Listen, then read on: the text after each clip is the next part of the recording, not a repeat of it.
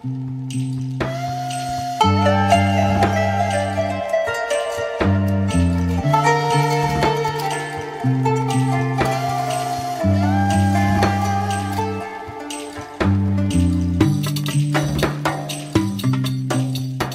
kala, di sebuah kerajaan yang megah di Kekaisaran Jepang, hiduplah seorang putri yang sangat cantik bernama Rumimoto. Kecantikannya begitu mempesona, hingga banyak orang yang terpesona hanya dengan melihatnya.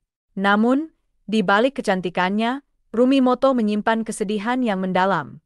Ia adalah putri dari seorang kaisar terdahulu yang telah meninggal dunia, sebelum digantikan oleh pemerintahan kaisar baru yang terkenal kejam dan tidak berperasaan. Kaisar tersebut memerintah dengan tangan besi dan tidak segan-segan menghukum siapapun yang dianggapnya bersalah tanpa memandang bulu. Rumimoto tidak luput dari kekejaman sang kaisar. Suatu hari, karena sebuah kesalahan kecil yang tidak disengaja, Rumimoto dihukum oleh kaisar. Kesalahan itu sebenarnya sepele, namun kaisar yang kejam tidak mau mendengarkan penjelasan darinya. Menurut legenda, kesalahan yang dilakukan oleh Rumimoto adalah tidak hadir dalam pertunjukan tari yang sangat disukai oleh kaisar. Kaisar sangat menyukai pertunjukan tari dan mengharapkan semua penari hadir dalam setiap pertunjukan. Suatu hari, saat kaisar tengah menikmati pertunjukan tari, ia menyadari bahwa jumlah penari tidak genap 10 orang, ada satu penari yang tidak hadir. Penari yang tidak hadir tersebut ternyata adalah Rumimoto. Dia tidak siap menari dengan alasan dirinya masih perlu istirahat setelah menari minggu lalu. Kaisar yang terkenal kejam marah besar dan memutuskan untuk menghukum Rumimoto. Para hakim yang mengetahui jati diri Rumimoto berusaha melindunginya dari hukuman mati dengan menceritakan jati dirinya yang sebenarnya kepada kaisar. Rumimoto sebenarnya adalah putri dari kaisar terdahulu yang sangat rupawan. Akhirnya, kaisar mempertimbangkan saran dari para hakim dan menggantikan hukuman mati dengan hukuman dihanyutkan ke lautan seorang diri. Dengan demikian, Rumimoto dihukum dengan cara dihanyutkan ke lautan luas tanpa bekal dan tanpa arah, yang kemudian menjadi awal dari perjalanan panjangnya di lautan. Lautan yang luas dan ganas menjadi tempat pembuangan bagi sang putri yang malang. Ombak besar dan angin kencang menghantam tubuhnya yang lemah, namun Rumimoto tetap bertahan dengan keberanian dan ketabahannya.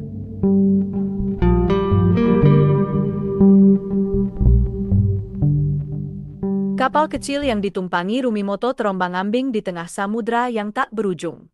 Ombak besar dan angin kencang menjadi teman setianya selama berbulan-bulan. Namun, di tengah segala kesulitan itu, Rumimoto tidak pernah kehilangan harapan. Setiap hari, ia berjuang untuk bertahan hidup. Ia memanfaatkan segala yang ada di sekitarnya untuk bertahan. Air hujan yang turun menjadi sumber air minumnya, dan ikan-ikan kecil yang berhasil ditangkapnya menjadi makanannya. Meski seringkali merasa lelah dan putus asa, Rumimoto selalu menemukan kekuatan dalam dirinya untuk terus bertahan. Badai demi badai menghantam kapalnya, membuatnya terombang-ambing tanpa arah. Kapal kecil itu seringkali hampir terbalik, namun Rumimoto dengan keberanian dan ketabahannya selalu berhasil mengendalikan kapal tersebut. Ia belajar membaca tanda-tanda alam, mengikuti arah angin, dan menggunakan bintang-bintang sebagai penunjuk jalan. Di tengah lautan yang luas, Rumimoto seringkali merasa kesepian. Namun, ia tidak pernah merasa benar-benar sendiri. Ia percaya bahwa ada kekuatan yang lebih besar yang selalu menjaganya. Setiap malam, ia berdoa, memohon perlindungan dan petunjuk. Doa-doanya menjadi sumber kekuatan dan ketenangan bagi dirinya. Selama berbulan-bulan, Rumimoto terus berlayar tanpa tujuan yang jelas. Ia menghadapi berbagai rintangan dan cobaan, namun tidak pernah menyerah. Keberanian dan ketabahannya menjadi kunci untuk bertahan hidup di tengah lautan yang ganas. Ia belajar untuk menghadapi ketakutan dan mengatasi segala kesulitan dengan kepala tegak.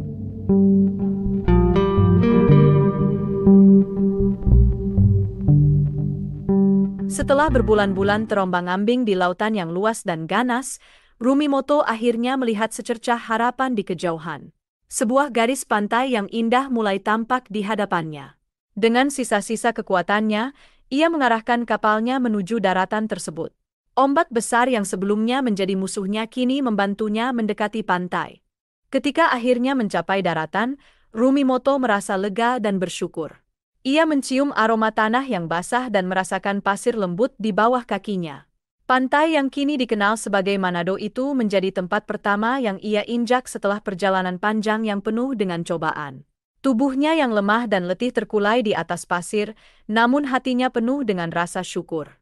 Di tengah kelelahan dan kesendiriannya, Rumimoto tidak menyadari bahwa ada sepasang mata yang mengawasinya dari kejauhan. Seorang nenek tua bernama Karema yang tinggal di tepi pantai melihat kedatangan Rumimoto. Karema adalah seorang wanita bijak yang hidup sendiri di sebuah gubuk kecil. Ia dikenal oleh penduduk setempat sebagai penyembuh dan penjaga pantai. Karema segera mendekati Rumimoto dan dengan penuh kasih sayang membawanya ke gubuknya. Ia merawat Rumimoto dengan penuh perhatian, memberikan makanan dan minuman, serta mengobati luka-lukanya. Dalam beberapa hari, Rumimoto mulai pulih dan kekuatannya kembali. Ia merasa sangat berterima kasih kepada Karema yang telah menyelamatkannya. Karema, yang tidak memiliki anak, merasa sangat terikat dengan Rumimoto. Ia melihat potensi besar dalam diri gadis muda itu dan memutuskan untuk mengangkatnya sebagai anak.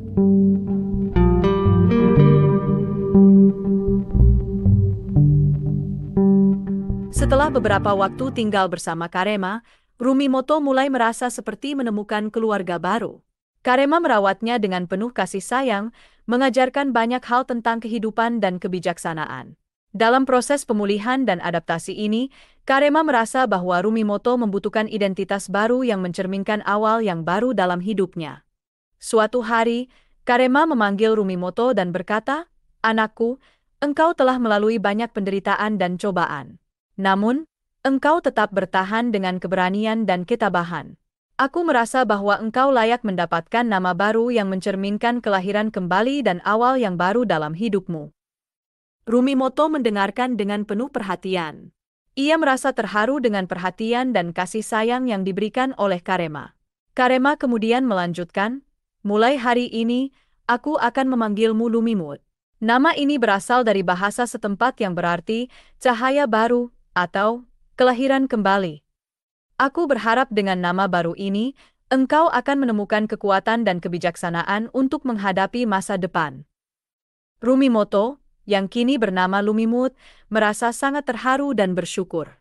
Nama baru ini memberinya semangat dan harapan baru. Ia merasa bahwa dengan nama Lumimut, ia dapat meninggalkan masa lalunya yang penuh dengan penderitaan dan memulai hidup baru yang penuh dengan harapan dan kebahagiaan. Dengan nama baru ini, Lumimut merasa lebih kuat dan percaya diri.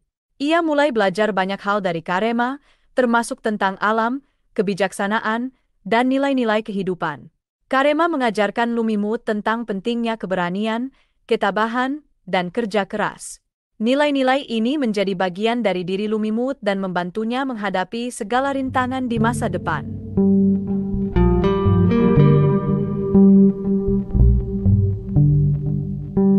Suatu hari, ketika matahari bersinar cerah di langit biru, Lumimut memutuskan untuk berjalan-jalan di hutan yang tidak jauh dari tempat tinggalnya.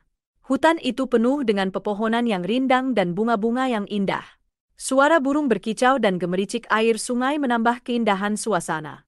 Lumimut merasa damai dan tenang di tengah alam yang begitu indah. Saat sedang berjalan, tiba-tiba ia mendengar suara langkah kaki yang mendekat. Lumimut berhenti sejenak dan melihat ke arah suara tersebut. Dari balik pepohonan, muncullah seorang pemuda tampan dengan senyum yang ramah. Pemuda itu bernama Toar.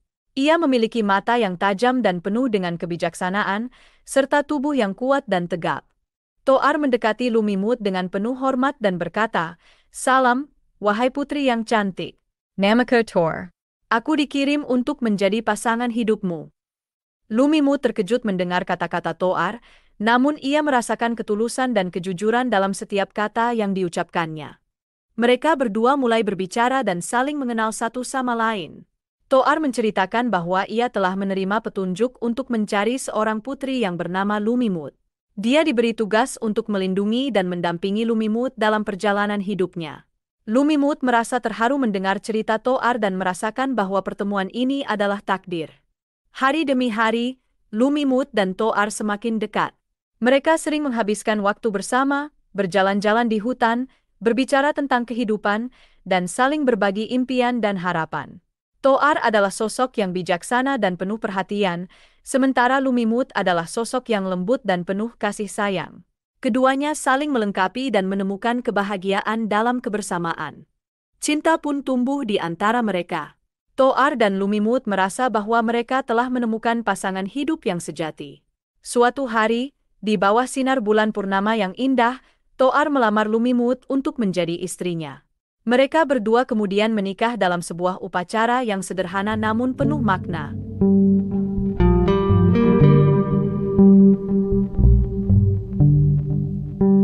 Setelah menikah, Toar dan Lumimut hidup bahagia bersama di sebuah desa yang indah di tepi hutan. Mereka saling mendukung dan melindungi satu sama lain, serta membangun kehidupan yang harmonis. Cinta dan kebijaksanaan yang mereka miliki menjadi dasar yang kuat bagi keluarga mereka. Tuhan memberkati pernikahan mereka dengan karunia yang luar biasa. Toar dan Lumimut dikaruniai 9 anak laki-laki dan 9 anak perempuan. Setiap anak yang lahir membawa kebahagiaan dan harapan baru bagi keluarga mereka. Anak-anak mereka tumbuh dengan penuh kasih sayang dan didikan yang baik dari kedua orang tua mereka. Toar dan Lumimut mengajarkan nilai-nilai penting kepada anak-anak mereka, seperti keberanian, ketabahan, kerja keras, dan rasa hormat terhadap alam dan sesama manusia. Mereka juga mengajarkan tentang pentingnya menjaga tradisi dan budaya yang telah diwariskan oleh leluhur mereka. Anak-anak mereka tumbuh menjadi pribadi yang kuat, bijaksana, dan penuh kasih sayang. Seiring berjalannya waktu, anak-anak Toar dan Lumimut mulai membangun keluarga mereka sendiri. Mereka menyebar ke berbagai wilayah di Sulawesi Utara, membawa serta nilai-nilai dan kebijaksanaan yang telah diajarkan oleh orang tua mereka. Dari keturunan merekalah, etnis Minahasa berkembang dan menyebar di seluruh wilayah Sulawesi Utara. Setiap keluarga baru yang terbentuk membawa serta warisan budaya dan tradisi Minahasa. Mereka menjaga dan melestarikan nilai-nilai yang telah diajarkan oleh Toar dan Lumimut, serta mengajarkannya kepada generasi berikutnya. Dengan demikian, etnis Minahasa terus berkembang dan menjadi bagian penting dari masyarakat Sulawesi Utara. Keturunan Toar dan Lumimut tidak hanya dikenal karena jumlah mereka yang banyak, tetapi juga karena kebijaksanaan dan keberanian yang mereka miliki. Mereka menjadi pemimpin dan pelindung bagi komunitas mereka, serta berkontribusi dalam berbagai aspek kehidupan, seperti pertanian, perdagangan, dan seni budaya. Demikianlah kisah keturunan Toar dan Lumimut, sebuah kisah tentang cinta, kebijaksanaan, dan warisan budaya yang terus hidup dan berkembang. Kisah ini mengajarkan bahwa dalam setiap keluarga, terdapat kekuatan dan kebijaksanaan yang dapat diwariskan kepada generasi berikutnya, serta bahwa dengan menjaga dan melestarikan nilai-nilai tersebut, kita dapat membangun kehidupan yang lebih baik bagi semua. Kisah Toar dan Lumimut mengajarkan nilai-nilai penting seperti keberanian, ketabahan, dan kerja keras. Nilai-nilai ini diwariskan kepada keturunan mereka dan menjadi bagian dari budaya Minahasa. Hingga kini, kisah Toar dan Lumimut tetap hidup dalam cerita rakyat dan budaya Minahasa. Patung-patung dan monumen yang menggambarkan Toar dan Lumimut dapat ditemukan di berbagai tempat di Sulawesi Utara sebagai simbol kebanggaan dan identitas etnis Minahasa. Demikianlah kisah ini diceritakan, segala kebenaran detailnya kita kembalikan kepada Allah, Tuhan pemilik kisah kehidupan.